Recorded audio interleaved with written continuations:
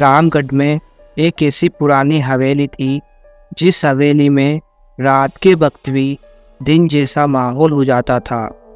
इस पुरानी सी हवेली में कोई भी नहीं रहता, फिर भी यहाँ की दीवारों पर लगी तस्वीरें चीख चीख कर यही कहती थी कि इस हवेली में एक डायन की आत्मा कैद है। एक खूबसूरत डायन जिसके पास एक लंबी सी चोटी थी, जिसने लाल साड़ी पहनी हुई थी, सर पर पल्लू लेकर अपनी जवानी का नशा हवेली की चारों तरफ बिखेर रही थी, जिसकी वजह से हवेली में एक अजीब सी खुशबू चारों तरफ बिखरी हुई थी। इतनी खूबसूरत डायन रात के काले अंधेरे में भी चमक रही थी। लंबे बाल, गोरा बदन, होठों पर लाल लिपस्टिक और पैरों में पायल पहनकर छम छम करके नाच रही थी। इतनी खूबसूरत डायन का नृत्य जो भी एक बार देख ले दीवाना हो जाएगा। कौन है ये डायन जो वीरान पड़ी हवेली में अकेली नाच रही थी? रामगढ़ की हवेली का क्या राज है? डायन हवेली में कैसे कैद हो गई थी? क्या डायन शापित है? डायन का राज जानने के लिए कहानी की शुरुआत करते हैं। ये कहानी बहुत पुरानी है। आज से हजारों साल पहले रामगढ़ में राजा भानु प्रताप का राज्य था। राजा भानु प्रताप रामगढ़ में राज किया करते थे।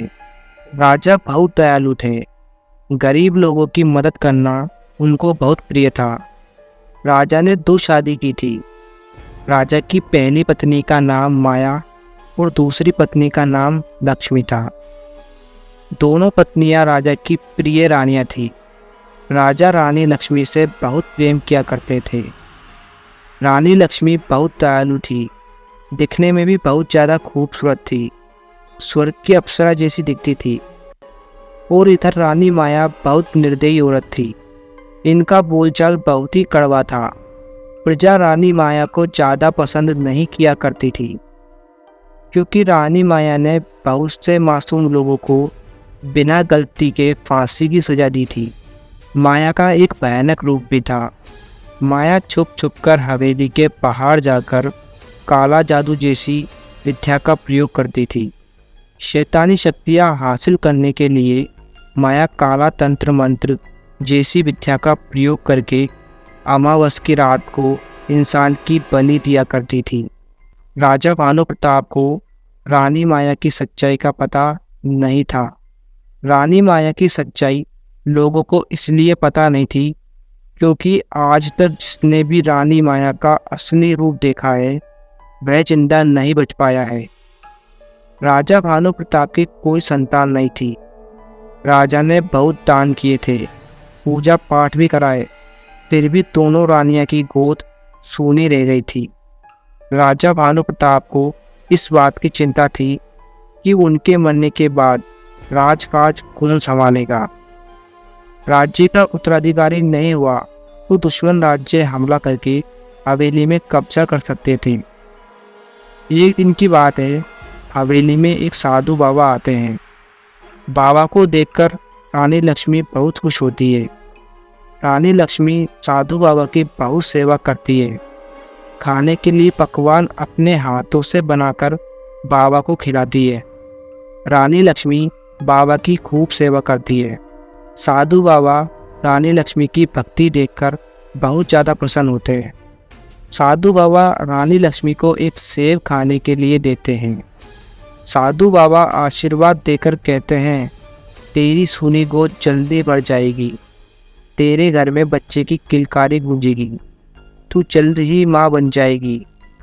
रानी लक्ष्मी बहुत ज़्यादा खुश थी क्योंकि उनका माँ बनने का सपना पूरा होने वाला था।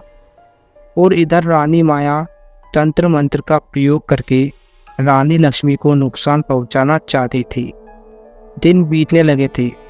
कुछ दिन बाद लक्ष्मी साधु बाबा का दिया हुआ सेब खाकर गर्भवती हो जाती है। राजा भानु प्रताप को जब ये बात पता चलती है कि रानी लक्ष्मी गर्भवती है, तब वह राज्य में ढिंढोरा पीट देते हैं। राज्य में खुशियों का माहौल था। राज्य में प्रजा धूमधाम से खुशियां मना रही थी। क्योंकि उनका उत्तराधिकारी आने वाला है। राजा रानी लक्ष्मी को मान सम्मान देकर और भी ज़्यादा प्यार और इज्जत करने लगे थे।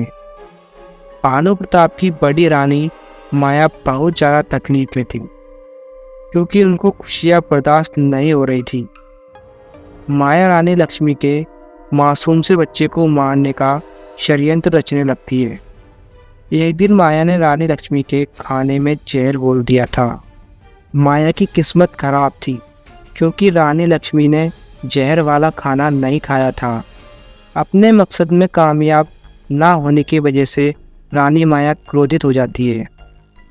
माया सोचती है रानी लक्ष्मी को तंत्र मंत्र का प्रयोग करके उसको और उसके होने वाले नवजात बच्चे को जन्म होने से पहले ही घर में ही मारा जाए।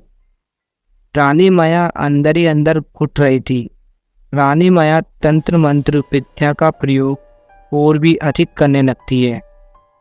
शैतानी शक्तियाँ हासिल करने के लिए रानी माया अमावस की रात को शैतान की पूजा किया करती थी। शैतान को खुश करने के लिए माया मासूम लोगों की बलि भी दिया करती थी। ऐसा ही अनुष्ठान करते करते माया काला जादू करना सीख जाती है। एक दिन शैतानों के देवता बहुत खुश होते हैं और माया को डायन की शक्ति प्रदान करते हैं। अब रानी माया संपूर्ण डायन बन चुकी थी। डायन बनने के बाद रानी माया और भी खतरनाक हो जाती है। एक दिन की बात है, रानी लक्ष्मी का 9वां महीना लग चुका था। रानी लक्ष्मी अपने कक्ष में सो रही थी। तब रानी लक्ष्मी के कमरे में रानी माया आती है। रानी माया के पास अब एक डायन की शक्तियाँ भी थी। रानी माया अपनी शक्तिशाली चोटी से रानी लक्ष्मी का गला घोटने की कोशिश करती है। अचानक हुए हमले से रानी घबरा जाती है और अपनी जान बचाने के लिए तड़पने लगती है। ऐसा भयानक मंजर अपने आंखों से देखकर रानी माया जोर जोर से हंसती है और कहती है, तूने मेरी खुशियों में ग्रहण लगाया है। मैं माँ नहीं बन सकती तो तुझे भी माँ नहीं बनने दूंगी। तुझे मारने से तेरे पेट में पल रहा तेरा मासूम बच्चा आसानी से मर जाएगा। इतना कहकर रानी माया जोर जोर से हंसने लगती है।